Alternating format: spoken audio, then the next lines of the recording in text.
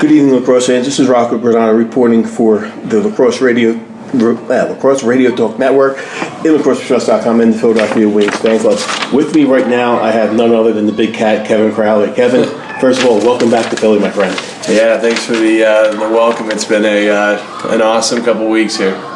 Now, you come back after playing 4 years out in New England.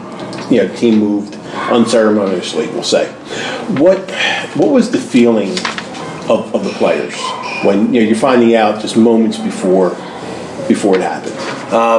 When I found out, I was actually at the World Games in 2014 in Denver, so it was kind of like a whirlwind. I had gotten traded from Florida to Chesapeake that same week, and then the Wings franchise was relocating. So, I think I've grown up a lot in the past 4 years, so it's tough to really remember what my emotions were originally and how that was going to affect my life going forward.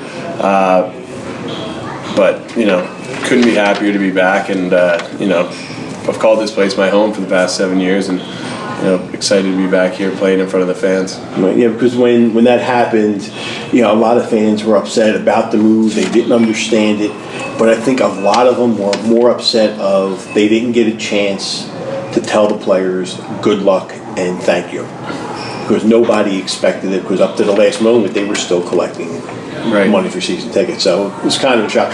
And I know a lot of people out there want to know, how did the players feel? What went on with them, with you, Brett Manning, the guys that were from the area. When you were drafted, you literally made this your home. Yeah.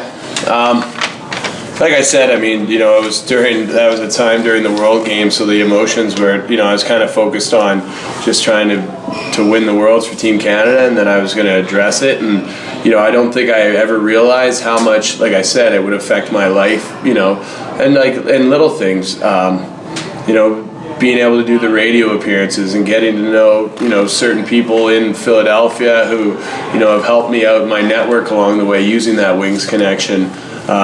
So, now that I'm back, it's like, I don't take that stuff for granted anymore, and I eat it up more than I ever have, and I appreciate being a professional athlete in this town, because I know how this town loves their professional players. Now, you came back to the team when we were sitting at 0-3. A couple slow starts.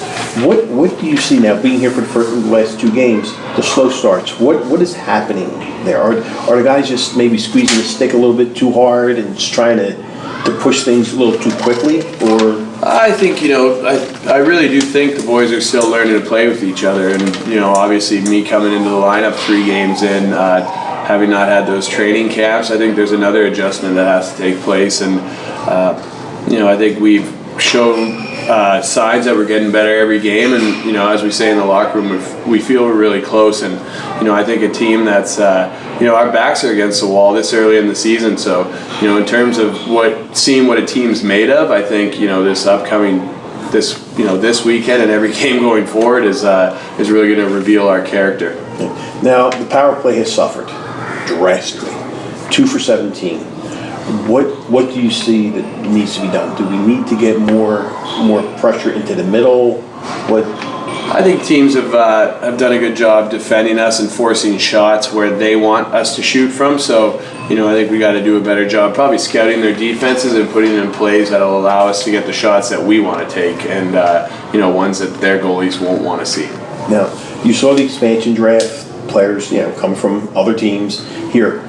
When you heard of the trade and you were coming here, who is the one player that you were looking forward to playing with that you've played against in the past?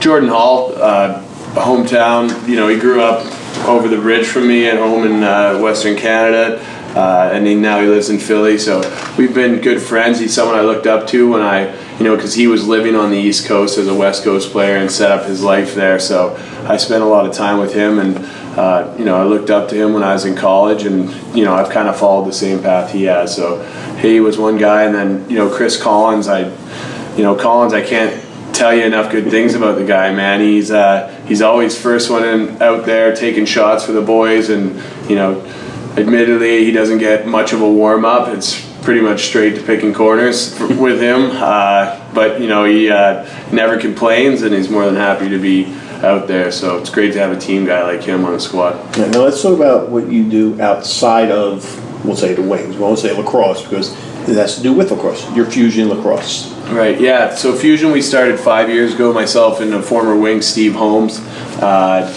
And, you know, we've grown it to 7 teams. We have box lacrosse tournaments, we have leagues, we have camps. We've expanded down to Richmond, Virginia now, so that's really taken off. And we use, you know, the game of box lacrosse in Philadelphia as kind of our platform for entering a pretty saturated market in the club team world in Philadelphia.